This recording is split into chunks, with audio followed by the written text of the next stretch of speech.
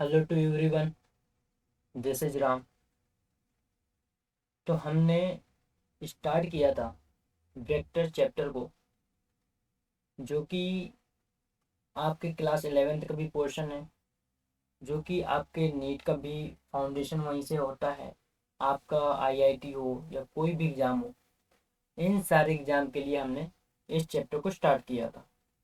इस चैप्टर में अभी तक 2 क्लासें आ चुकी हैं। जो कल की क्लास थी, कल की क्लास में हमने component of a vector clear कर दिए थे सारे, कि कौन कौन से कंपोनेंट बनेंगे और उन कंपोनेंट का यूजेज आप कैसे करोगे। Are you getting my point? मैंने कहा एक न्यूमेरिकल भी दिया था। आई होप कि अगर आपने कंप्लीट क्लास की है तो आपको एक न्यूमेरिकल मिला होगा और आप सभी ने ट्राई किया होगा। तो सबसे पहले मैं उस न्यूमेरिकल को बता देता हूँ, न्यूमेरिकल क्या था, क्वेश्चन क्या था। देन उसके बाद चलते हैं आज के टॉपिक पे, जो कि आज का टॉपिक है टाइप्स ऑफ वेक्टर्स। हमें वेक्टर्स के टाइप देखने हैं कि कितने टाइप के वेक्टर होते हैं। देखो, अगर वेक्टर के टाइप देखने बैठोगे तो दसियों टाइप के वेक्टर मिलेंगे। बट क्या दसों के दसों वेक्टर की डिफिनीशन आपको, उसका कंटेंट याद रखने की नीड है? तो ऐसा बिल्कुल भी नहीं है। रीजन क्या है? क्योंकि जो वेक्टर से सवाल आता है या जो टाइप्स ऑफ वेक्टर से सवाल आता है, तो कुछ ही जो टाइप्स ऑफ वेक्टर हैं, जो कि जैसे सपोज करो यूनिट वेक्टर है लाइक, तो यहाँ से ही सवाल आता है और एक ही सवाल देखने को मिलता है। बट यहाँ पर टाइप्स ऑफ वेक्टर पता होने चाहिए कि कौन कौन से वेक्टर्स के टाइप हैं। तो जल्दी से सब्सक्राइब कर लो फटाफट, 10 सेकेंड का टाइम लेना न्यूमेरिकल में जाने से पहले, 10 सेकेंड से ज़्यादा टाइम मत लेना। क्लियर है? चलो अब देखो न्यूमेरिकल क्या था। न्यूमेरिकल कल ये था कि एक वेक्टर है जो एफ है, एफ का मैग्नीट्यूड दे रखा था 10 यूनिट। क्लियर है? उसके बाद एंगल जो दे रखा था, जो थीटा दे रखा था, वो दे रखा था 60 डिग्री। कितना? 60 डिग्री। अब यहाँ पे फाइंड क्या करना था हमें? यहाँ पर कंपोनेंट ऑफ वेक्टर फाइंड करने थे, कंपोनेंट ऑफ वेक्टर। ठीक है? तो कंपोनेंट ऑफ वेक्टर्स फाइंड करने थे। तो अब मैंने यहाँ पे बताया था कि अगर 2 डायमेंशनल यानी 2 डायमेंशनल अगर कोई फ्रेम है, तो उसमें हमें जो कंपोनेंट मिलेंगे वो 2 कंपोनेंट मिलते हैं। कौन कौन सा? एक हमें मिलता है हॉरिजॉन्टल कंपोनेंट। अब देखना, हॉरिजॉन्टल कंपोनेंट मतलब कॉस थीटा। ठीक है? हॉरिजॉन्टल कंपोनेंट, तो हमें क्या मिलने वाला है? Cos theta. ठीक, और एक क्या मिलता है? वर्टिकल। क्या मिलता है? वर्टिकल। ठीक है? वर्टिकल कंपोनेंट में हमें क्या मिलेगा? वर्टिकल कंपोनेंट में हमें मिलता है साइन थीटा। क्या मिलता है? Sine theta. Are you getting my point? अब यहाँ पे बात ध्यान देना, हमारे पास गिवन क्या क्या है। हमारे पास गिवन है आपका जो मैग्नीट्यूड ऑफ द वेक्टर है, और जो हमारे पास एंगल है कि किस एंगल पर है। तो हमें क्या फाइंड करना है? कंपोनेंट फाइंड करना है। यानी कि अगर मुझे एक्स एक्सेस के लिए फाइंड करना होगा तो क्या फाइंड करना होगा? F x. तो क्या होगा फार्मूला? F cos theta. तो एफ की वैल्यू क्या है? 10 है। कॉस थीटा की वैल्यू क्या होगी? 60 डिग्री। तो कॉस 60 का जो वैल्यू होगा वो क्या होगा? हाफ होता है, पता होगा। तो ये कितना निकल के आया? 5। यानी एफ एक्स कितना फाइंड हुआ? 5। Are you getting my point? अब यहाँ पर देखना, अगर अब मुझे यहाँ पे एफ वाई फाइंड करना है, तो एफ वाई में क्या होगा? F sine theta. ठीक है? इसी का पोर्शन है, मैं आगे कर रहा हूँ। हमें 5 वैल्यू मिल चुकी है किसकी? एफ एक्स की। तो ये क्या होगा? F sine theta. तो हमारे पास मैग्नीट्यूड कितना है? 10 है। साइन कितना है? Theta 60 degree. तो 60 डिग्री की वैल्यू क्या होगी? √3/2। क्या होगी? √3/2। तो √3/2 मीन्स 5√3। आई होप सभी के यही आंसर आए होंगे कल के न्यूमेरिकल में। तो जो कंपोनेंट ऑफ वेक्टर होंगे वो क्या निकल के आएंगे? हमारे पास निकल के आए एफ एक्स 5 और एफ वाई 5√3। तो कंपोनेंट ऑफ अ वेक्टर क्या निकल के आएंगे? 5, 5√3, जब मैग्नीट्यूड कितना हो? 10 हो, और जो है एंगल कितना था? 60 डिग्री। आई होप कि सभी की यही आंसर आए होंगे। मैंने बोला था कमेंट बॉक्स में आंसर देना। कल कंपोनेंट ऑफ अ वेक्टर वाली क्लास में हमने ये न्यूमेरिकल दिया था। जो नए स्टूडेंट हैं तो सबसे पहले फर्स्ट क्लास से देखना चालू करना, तब जाकर के पूरा फिजिकल वर्ल्ड, उसके बाद component of a vector, then उसके बाद टाइप्स ऑफ वेक्टर, देन इसके बाद जो क्लासेस आएंगी वो सारे सारे टॉपिक वाइज एक एक करके लाएंगे। तो अगर आप कहीं से बीच से पढ़ोगे और फिर बोलो कंपोनेंट ऑफ वेक्टर समझ में नहीं आ रहा है, तो नहीं आएगा, क्योंकि वो तभी आएगा जब आप उस क्लास को करोगे। Are you getting my point? I hope कि न्यूमेरिकल क्लियर हो गया होगा। तो आपको बहुत सिंपल सा न्यूमेरिकल दिया था, ठीक है। तो आई होप यही आंसर आए होंगे सभी के। तो चलो आज का टॉपिक क्या है, टाइप्स ऑफ वेक्टर। हमें देखना है वेक्टर कितने टाइप के हैं, ठीक है। तो देखो मैंने पहले बोल दिया वेक्टर्स जो है 10 टाइप के देखने को मिलेंगे। जैसे सपोज करो पहला हमारा होगा जीरो वेक्टर, देन मान लो जो है यूनिट वेक्टर, तो उसके बाद position vector, coinitial vector, like and unlike vector, coplanar vectors, collinear vectors, equal vectors, then displacement vectors. तो ये इतने सारे वेक्टर्स हैं। तो क्या सभी के सभी वेक्टर्स जरूरी हैं कि आप याद करो? तो ऐसा नहीं है, बट आपको पता होना चाहिए। एक मोटी लैंग्वेज में एक मोटे तौर पे आपको पता होना चाहिए जीरो वेक्टर होता क्या है, यूनिट वेक्टर क्या होता है, पोजीशन वेक्टर क्या होता है, को इनिशियल वेक्टर क्या होते हैं, आपके पास लाइक एंड अनलाइक वेक्टर्स क्या होते हैं, को प्लानर वेक्टर क्या होता है, को लीनियर वेक्टर क्या होता है, इक्वल वेक्टर क्या होते हैं, डिस्प्लेसमेंट वेक्टर क्या होता है। तो एक एक करके सबको डिस्कस करेंगे। तो मैंने बोला कि जैसे यूनिट वेक्टर है ये एक इम्पोर्टेंट है, ऐसा नहीं कि आपको सारे के सारे याद रखने हैं, बट हाँ पता होना चाहिए। यूनिट वेक्टर के फाइंड करने का मेथड जो है वो आपको पता होना चाहिए, क्योंकि यहाँ से सवाल आते हैं, यहाँ से क्वेश्चन देखने को मिले हैं और क्वेश्चन आते रहे हैं। नेक्स्ट देख लोगे तो नेगेटिव वेक्टर है आपका, ठीक है। तो अब देखो यहाँ पे क्या है, जीरो वेक्टर। सबसे पहले क्या है जीरो वेक्टर। तो जीरो वेक्टर होता क्या है? A zero vector is a vector when the magnitude of the vector is zero. अगर किसी भी वेक्टर का मैग्नीट्यूड, क्या मैग्नीट्यूड क्या हो, जीरो हो, तो कैसा होगा? जीरो वेक्टर होगा। सपोज करो, सपोज करो कि अगर यहाँ पर कोई वेक्टर गिवन है, कोई भी मान लो जो है आपका x i cap, y j cap, ठीक है, एंड आपका जेड के कैप। सपोज करो ये वेक्टर गिवन है कहीं पे, मैं 3D में सोच रहा हूँ, ठीक है। अगर मैं इसका मैग्नीट्यूड निकालू इस वेक्टर का, तो मैग्नीट्यूड क्या होगा? X square plus Y square plus z square, ठीक है। अगर मुझे इसका मैग्नीट्यूड निकालना है और अगर इसका मैग्नीट्यूड क्या आ जाए, जीरो आ जाए, तो कैसा वेक्टर होगा? वो जीरो वेक्टर होगा। अगर टू डायमेंशनल है तो सपोज कर लो एक्स आई कैप होगा प्लस वाई जे कैप होगा। अब अगर इसका मैग्नीट्यूड यानी x square plus Y square, इसकी रूट वैल्यू अगर जीरो आ जाए, तो ये भी क्या होगा? जीरो वेक्टर होगा। मीन्स इन द सेंस क्या है कि कोई भी ऐसा वेक्टर जो गिवन है, चाहे वो 3D फॉर्म में गिवन हो, जो मैंने कल ऑर्थोगोनल वेक्टर बताया था, चाहे वो तुम्हारा 2D फॉर्म में गिवन हो, अगर उसका मैग्नीट्यूड जीरो हो जाता है, क्या मैग्नीट्यूड ऑफ द वेक्टर, तो कैसा होगा? जीरो वेक्टर होगा। The starting point of the vector coincides with the terminal point, ठीक है। तो जो स्टार्टिंग पॉइंट होगा वेक्टर का वो किस साइड कोइंसाइड्स होगा? टर्मिनल पॉइंट के side. Are you getting my point? ये देखो like this, this is the vector, ठीक है, this is the vector. And ये क्या है? ये आपका स्टार्टिंग पॉइंट है। क्या है ये?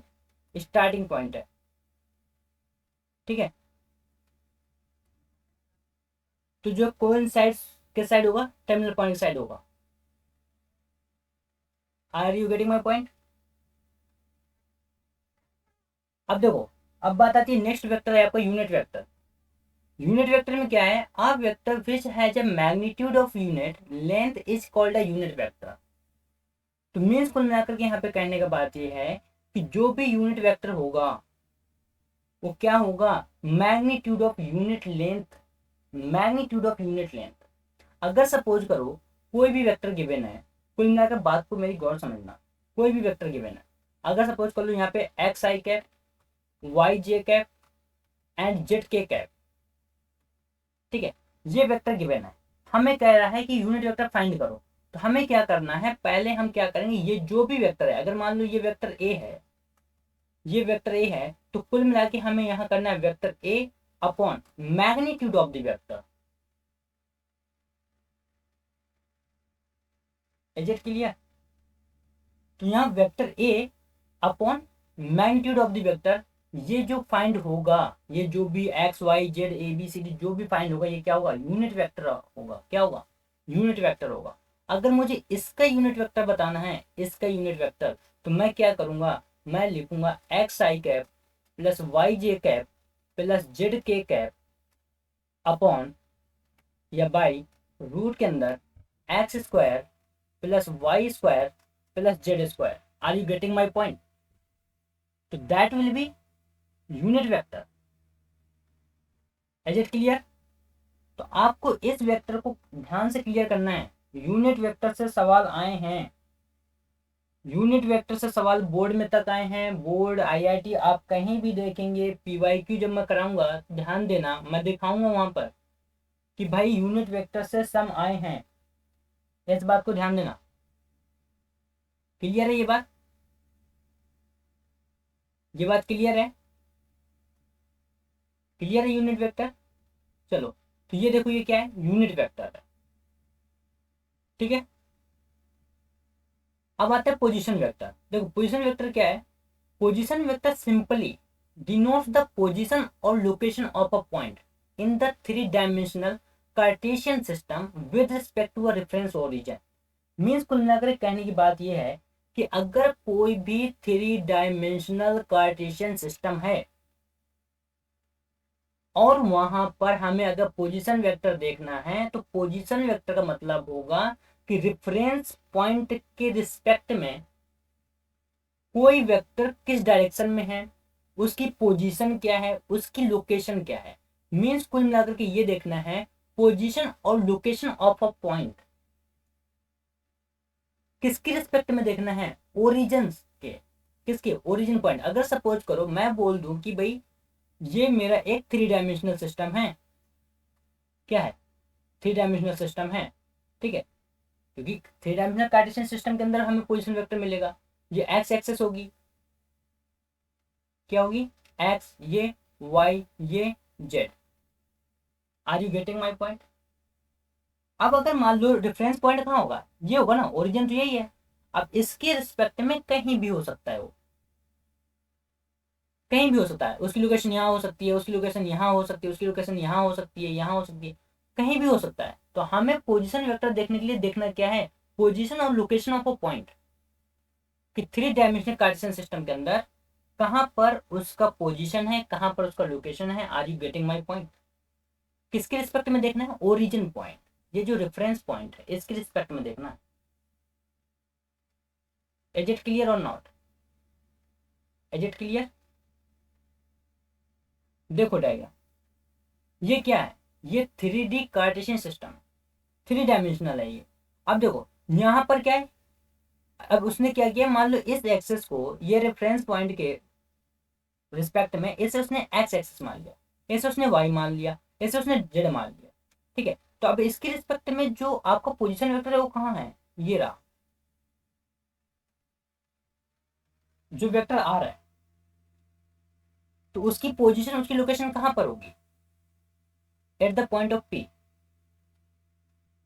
Are you getting my point? Is it clear? Is it clear?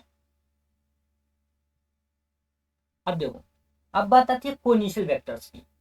किसकी, को इनिशियल वेक्टर। अब को इनिशियल वेक्टर क्या होते हैं, the vector which have the same starting point are called coinitial vector. तो कोई बहुत बड़ी तीर मारने वाली बात नहीं है, अगर बस आपको इतना याद रखना है, कोई भी वेक्टर अगर एक पॉइंट से स्टार्ट होते हैं, अगर मान लो यहां से 10 वेक्टर मैं निकाल दूं, इस पॉइंट से 10 वेक्टर मैं निकाल दूं, तो इसका मतलब क्या होगा, इसका मतलब ये होगा कि सारे के सारे वेक्टर्स क्या हैं, को इनिशियल वेक्टर हैं। क्या है, को इनिशियल वेक्टर है। Is it clear? तो आप देख सकते हो कि ये सारे के सारे वेक्टर कैसे हैं, को इनिशियल वेक्टर हैं। क्यों हैं, क्योंकि ये एक ही पॉइंट से स्टार्ट हुए हैं, एक ही पॉइंट से निकले हैं। तो जो भी वेक्टर सेम पॉइंट से, सेम स्टार्टिंग पॉइंट से निकलेंगे, वो क्या होंगे, को इनिशियल वेक्टर्स होंगे। क्या होंगे, को इनिशियल वेक्टर होंगे। देन बात आती है लाइक एंड अनलाइक वेक्टर्स की। तो लाइक वेक्टर्स क्या हैं, अनलाइक वेक्टर्स क्या हैं, तो the vectors having the same direction are known as like vector. अब यहाँ पे बात को मेरी गौर से समझना, यहाँ पर बात क्या है, यहाँ पर बात है सेम डायरेक्शन की। यहाँ पर देखो बात मैग्नीट्यूड की नहीं है, यहाँ पर बात मैग्नीट्यूड की नहीं है, क्योंकि कभी कभी बहुत कंफ्यूजन क्रिएट कर देता है कि क्या लाइक वेक्टर में मैग्नीट्यूड भी सेम होता है, तो ऐसा बिल्कुल भी नहीं है। यहाँ पर केवल जो लाइक एंड अनलाइक वेक्टर के केस में बात आती है, वो केवल बात ये आती है कि जो आपके वेक्टर्स की डायरेक्शन सेम है, जिन जिन वेक्टर्स की डायरेक्शन सेम है वो कैसे होंगे, लाइक वेक्टर्स होंगे। और जिनकी डायरेक्शन सेम नहीं है, जिनकी डायरेक्शन कैसी है, अपोजिट है, contrary the vectors having the opposite direction with respect to each other are termed to be unlike vector। Means कुल मिलाकर कहने की बात यह है कि दोनों वेक्टर्स के केस में, चाहे वो लाइक वेक्टर्स हो चाहे वो अनलाइक वेक्टर्स हो, केवल यहाँ पर बात आपको डायरेक्शन की देखनी है। अगर किसी भी दो वेक्टर्स की डायरेक्शन सेम है तो कहते होंगे लाइक वेक्टर्स होंगे। अब सपोज कर लो ये 5 यूनिट का वेक्टर है और ये 3 यूनिट का वेक्टर है डजन में, तब भी ये कैसे होंगे, लाइक वेक्टर्स होंगे, क्योंकि यहाँ पे मैग्नीट्यूड की कोई बात ही नहीं है। यहाँ पर केवल बात किसकी है, डायरेक्शन की। अगर सेम डायरेक्शन में 2 vectors, 3 vectors, 5 vectors, 10 vector, 50 vector, जितने भी वेक्टर हैं, अगर सबकी डायरेक्शन सेम है तो you can say that is like vectors. And अगर इनकी डायरेक्शन अपोजिट है तो आप कह सकते हो कि अगर ये इनकी डायरेक्शन एक दूसरे का अपोजिट है तो आप क्या कह सकते हो कि ये अनलाइक वेक्टर्स है। आई होप की बात क्लियर हो गई होगी, आई होप बात क्लियर होगी। तो क्या कह सकते हो, ये अनलाइक वेक्टर्स है। तो सी इन डायग्राम लाइक वेक्टर्स देख सकते हो, ये एक ए बी वेक्टर है जिसकी डायरेक्शन कैसी है, और ये सी डी वेक्टर है जिसकी डायरेक्शन कैसी है। ठीक है, तो बहुत वेक्टर की डायरेक्शन कैसी है, सेम है। अब देखो यहाँ पे अगर अनलाइक वेक्टर की बात करोगे तो ए बी की डायरेक्शन कहाँ है और सी डी की डायरेक्शन कहाँ है, बट मैग्नीट्यूड का मैटर नहीं है। आप यहाँ देख सकते हो कि जो ए बी वेक्टर है, जो वेक्टर ए बी है, उसका मैग्नीट्यूड, उसकी लेंथ ऑब्वियस सी बात है ग्रेटर होगी किससे, सी डी से। सेम कंडीशन में यहाँ पर है बट डायरेक्शन सेम है। कैसी है, डायरेक्शन इज सेम। अगर यहाँ पर देखोगे तो भी यहाँ पर ए बी वेक्टर की जो मैग्नीट्यूड होगी, वो लेंथ है, वो सी डी वेक्टर से कैसी है, ग्रेटर है। तो यहाँ पर केवल मैग्नीट्यूड की बात नहीं है, यहाँ पर केवल और केवल डायरेक्शन की बात है, मैग्नीट्यूड को कोई लेना देना नहीं है। मैंने इतनी बार रिपीट कर दिया, आई होप कि क्लियर हो गया होगा। चलो अब बात करते हैं कोप्लानर वेक्टर की। अब जो कोप्लानर वेक्टर में क्या है, 3 और more vectors lying in the same plane और parallel to the same plane are known as coplanar vector. Means कहने का है कि अगर 3 और उससे ज्यादा, 3 और उससे ज्यादा वेक्टर एक ही प्लेन पर लाई करें, सेम प्लेन पर लाई करें, और parallel to the same plane, और जो सेम प्लेन है, जो एक्सिस है उसके क्या हो, पैरेलल हो, तो ऐसे वेक्टर्स क्या होंगे, कोप्लानर वेक्टर होंगे। जैसे सपोज करो ये मेरा एक 3D एक्सिस है, ठीक है, ये सपोज कर लो 3D एक्सिस है, ये क्या है, एक्स एक्सिस, ये वाई और ये जेड। अगर सपोज करो यहां से एक वेक्टर इस डायरेक्शन में है, एंड सपोज करो एक वेक्टर इस डायरेक्शन में है, एंड देन सपोज करो एक वेक्टर इस डायरेक्शन में। Are you getting my point. तो ये कैसे वेक्टर होंगे, कोप्लानर वेक्टर होंगे। अगर मैं ऐसे बोलूँ ये ए है, और ऐसे बोलूँ ये वेक्टर बी है, और अगर ऐसे बोलूँ मैं ये वेक्टर सी है, तो ये कैसे हैं, कोप्लानर होंगे। क्यों होंगे, क्योंकि पहली बात ये सेम प्लेन पर लाई कर रहे हैं, क्लियर है, और ये parallel to the same plane है। मीन्स अगर इस वेक्टर को देखोगे तो ये एक्स एक्सिस के पैरेलल में है, इसे देखोगे तो ये इसके है। तो जस्ट जैसे ही ओ वाली आप एक्सिस देखोगे जो वाई वाली है, तो उसके पैरेलल कौन आ जाएगा, ये वाला vector. Are you getting my point. तो ऐसे वेक्टर्स, ऐसे 3 एंड मोर वेक्टर्स जो एक प्लेन पे लाई करें, सेम प्लेन पे लाई करें, parallel to the same plane हो, तो ऐसे वेक्टर कैसे वेक्टर होंगे? कोप्लेनर वेक्टर होंगे। कैसे होंगे? कोप्लेनर वेक्टर होंगे। Are you getting my point? देख सकते हो। तो ये कैसे हैं? ये सारे के सारे वेक्टर्स कोप्लेनर हैं। कौन से वाले भाई? ये v1 v2 v3। बट ये वेक्टर्स कोप्लेनर नहीं है। क्यों नहीं है? क्योंकि एक प्लेन पर है तो, बट पैरेलल नहीं है। तो इनकी जो सेकेंड कंडीशन है वो क्या है, यहाँ पे फुलफिल नहीं कर रही है कि सेम प्लेन होने के बावजूद भी पैरेलल नहीं है। ठीक है, सेम प्लेन पर हूं या पैरेलल हूं। Are you getting my point? Are you getting my point? तो ये कैसे होंगे? ये कोप्लेनर होंगे। ये वेक्टर्स कोप्लेनर होंगे और ये कोप्लेनर वेक्टर्स नहीं होंगे। Is it clear? चलो, अब बात आती है कोलिनियर वेक्टर की। तो कोलिनियर वेक्टर क्या होते हैं? Vectors that lie along the same line और पैरेलल लाइंस। देखो, अलोंग द सेम लाइंस, मेरी बात को ध्यान समझना। बात यहाँ पर क्या है? यहाँ पर मैटर यही करता है डेफिनेशंस के अंदर कि आपको टर्म पता होना चाहिए, आपके एक्चुअल में टर्म क्या है। तो आपका यहाँ पे जो कंडीशन है वो क्या है? अलोंग द सेम लाइन, कि सेम लाइन के अलोंग और parallel are known to be a collinear vector. अगर कोई भी ऐसा वेक्टर जो सेम लाइन के अलोंग है या पैरेलल लाइंस है, तो ऐसा वेक्टर कैसा होगा?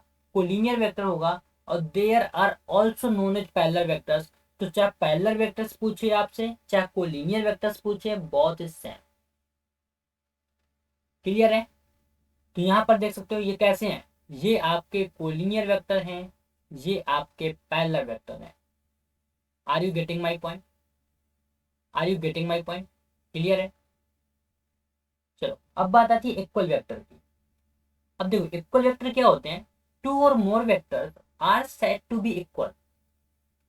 आप किसी भी दो या उससे ज्यादा वेक्टर्स को इक्वल वेक्टर्स कब कह सकते हो? आप तब कह सकते हो when their magnitude is equal and also their direction is same। अब यहाँ पर इक्वल वेक्टर की कंडीशन में दोनों कंडीशन कौन कौन सी? पहली कंडीशन, फर्स्ट कंडीशन तो ये है उसकी सिंपली कि भाई आपका मैग्नीट्यूड क्या होना चाहिए? इक्वल होनी चाहिए। और आपकी डायरेक्शन भी क्या होनी चाहिए? इक्वल, सेम होनी चाहिए। इक्वल वेक्टर की कंडीशन है। तो फर्स्ट कंडीशन क्या है? Magnitude of the vector is equal और direction is same, then you can say equal vector. Suppose कि अगर मैं एक एग्जांपल ले लूं, सपोज करो मैंने एक वेक्टर ले लिया ए, और ए वेक्टर है सपोज करो a i cap plus b j cap. ठीक है, और एक वेक्टर बी है और मैं बोल दूं कि ये जो है मान लो c i cap plus d j cap है। ठीक है, ये 2 डायमेंशनल वेक्टर्स हैं। अब मैं बोल दूं कि दोनों की डायरेक्शन, कंडीशन समझना, मैं बोल दूं कि दोनों की डायरेक्शन कैसी है? टूवर्ड्स नॉर्थ है, टूवर्ड्स नॉर्थ है। अब मैं ये बोलूं कि अब ये बताओ कि क्या ये वेक्टर आपके इक्वल वेक्टर्स होंगे? तो आपको एक कंडीशन तो पता है कि टूवर्ड्स नॉर्थ है, बट अब इसके बेसिस पर इक्वल वेक्टर्स नहीं बोल सकते, क्योंकि मैंने अभी बताया है एक वेक्टर में करा के आ रहा हूं अभी रिसेंटली इसी में, लाइक वेक्टर्स। लाइक वेक्टर्स में मैंने क्या कंडीशन बताई थी कि वहां पर मैग्नीट्यूड की कोई बात नहीं थी। तो आप, अगर आपको केवल वहां डायरेक्शन क्लियर है तो आप वहां पे ये बोल सकते हैं कि हाँ ये लाइक वेक्टर्स हैं। बट अगर यहाँ पर किसकी बात हो रही है? इक्वल वेक्टर की बात हो रही है, तो आपको बहुत थिंग्स देखनी होंगी। कौन कौन सी? एक तो आपको मैग्नीट्यूड, तो आप यहाँ से क्या करोगे? मैग्नीट्यूड फाइंड करोगे किसका? वेक्टर ए का। तो ए का वेक्टर का मैग्नीट्यूड क्या निकलेगा? रूट के अंदर ए स्क्वायर प्लस बी स्क्वायर। और वेक्टर बी का मैग्नीट्यूड क्या निकलेगा? रूट के अंदर सी स्क्वायर प्लस डी स्क्वायर। अगर ये दोनों वेक्टर का मैग्नीट्यूड भी सेम हो जाए या सेम हो तो आप कह सकते हो ये इक्वल वेक्टर है, अदरवाइज ये इक्वल वेक्टर नहीं है। मैं न्यूमरल वैल्यू के लिए बता रहा हूं ये सारी चीजें, मैं डायग्राम तो दिखा ही रहा हूं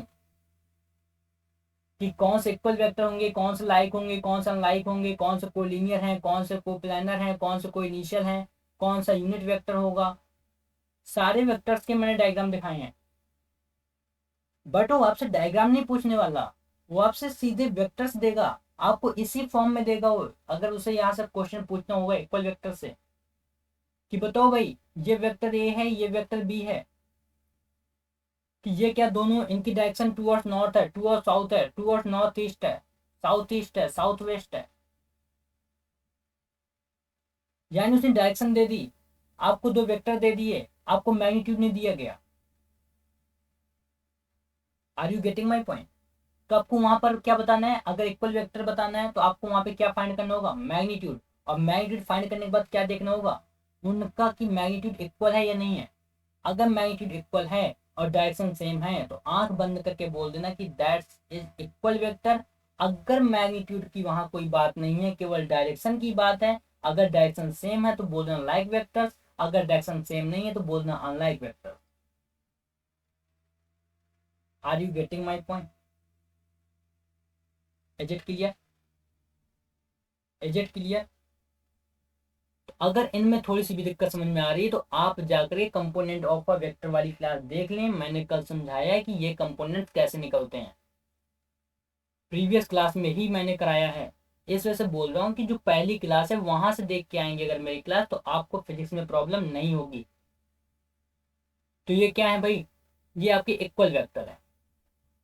are you getting my point? अगर दोनों के क्या होंगे, मैग्नीट्यूड भी सेम होंगे और डायरेक्शन भी सेम होंगे। चलिए अगले हम वेक्टर की बात करते हैं। अगला वेक्टर है हमारे पास डिस्प्लेसमेंट वेक्टर। देखो डिस्प्लेसमेंट वेक्टर का मतलब क्या होगा, सिंपल सी बात है कि कोई वेक्टर होगा, ठीक है, डिस्प्लेसमेंट नाम से ही समझ लो।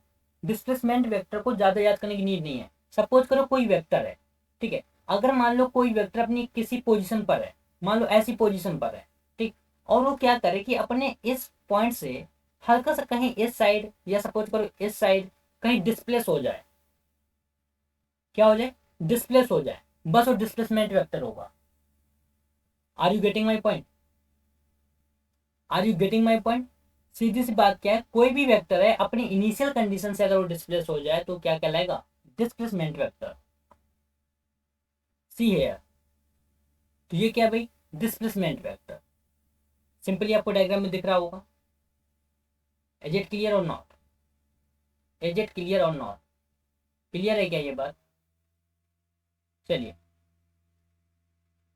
तो ये थे हमारे आज की जो पूरी क्लास है, कि मैं एक बार ओवरव्यू दे देता हूँ। ओवरव्यू में देखो सिंपली सा हमें क्या देखना था, हमें आज की पूरी क्लास में हमें देखना था टाइप्स ऑफ वेक्टर। तो टाइप्स ऑफ वेक्टर में हमने वहां से चालू किया, हमने 10 टाइप के वेक्टर पढ़ लिए। अब देखो 10 टाइप के वेक्टर में हमने कौन कौन से वेक्टर खत्म कर लिए। आपका जीरो वेक्टर भी हो गया, सिंपली सा क्या याद रखना है जीरो वेक्टर में, आपको मैग्नीट्यूड जीरो होना चाहिए, ठीक है। चलो भाई अगर मैग्नीट्यूड जीरो होगा तो आपका जीरो वेक्टर हो गया, ठीक है, जीरो वेक्टर हो गया। मैंने आपको यूनिट वेक्टर भी बताया कि आपको यूनिट वेक्टर में क्या देखना है, आपको यूनिट वेक्टर में लेंथ ऑफ द वेक्टर देखनी है। अगर सपोज करो वेक्टर ए है और बस उसके अपॉन में क्या कर दो, इसका मैग्नीट्यूड कर दो, यूनिट वेक्टर हो गया। उसके बाद को initial vector, coinitial vector में हमने क्या देखा, को इनिशियल वेक्टर में हमने देखा कि अगर कोई भी वेक्टर जिसका एक ओरिजिन पॉइंट है और वहां से कोई भी वेक्टर अगर निकल रहे हैं, एक ही पॉइंट से अगर बहुत सारे वेक्टर्स निकल रहे हैं तो को इनिशियल वेक्टर होंगे। फिर मैंने क्या बोला, कोलिनियर वेक्टर। तो कोलिनियर वेक्टर में क्या बोला, सिंपली सा अगर प्लेन है, एक ही प्लेन पे लाई करें, उसके पैरेलल हों, तो क्या होंगे, कोलिनियर वेक्टर होंगे। Are you getting my point? उसके बाद आपके जो है डिस्प्लेसमेंट वेक्टर हो गया। तो ये सारे वेक्टर्स थे। तो आपको बहुत कुछ ज़्यादा प्रेशरली याद नहीं रखना है, आपको केवल न्यूमेरिकल के हिसाब से, न्यूमेरिकल के हिसाब से, न्यूमरल वैल्यूज के हिसाब से, न्यूमेरिकल के हिसाब से आपको यहाँ पे याद रखना है, जिस तरह से मैंने बताया। तो आपको ये देखना है कि जो वेक्टर्स हैं उनके कंपोनेंट क्या हैं। अगर suppose low x i cap plus y j cap है ना, और जेड के कैप के फॉर्म में गिवन है, तो इनका मैग्नीट्यूड कैसे फाइंड करोगे, मैंने बता रखा है मैग्नीट्यूड कैसे फाइंड करना है। अगर ये थ्री डायमेंशनल के लिए हो गया, किसके लिए, फॉर 3D। अगर सपोज करो 2D की बात आती है, तो अगर मान लो एक वेक्टर ए है जो 2D में है, तो एक्स आई कैप होगा और वाई जे कैप होगा। तो इनका मैग्नीट्यूड कैसे निकलेगा, सिंपल सा, रूट के अंदर x square plus Y square. Are you getting my point? I hope कि क्लियर होगा। नए हैं तो सब्सक्राइब कर दें, शेयर करना ना भूला करें, क्योंकि अगर आप शेयर करेंगे ज़्यादा से ज़्यादा बच्चे स्टूडेंट के पास में पहुंचूंगा तो सिंपल सी बात है, क्लासेस तेज होंगी। पूरी फिजिक्स केमिस्ट्री की गारंटी मेरी है। मैंने पहले भी कहा था कि मैं फिजिक्स और केमिस्ट्री जो नीट आईआईटी की लेवल की है या फाउंडेशन की है वो पूरी कराने वाला हूँ इसमें। तो थैंक यू सो मच, मिलते हैं नेक्स्ट क्लास में।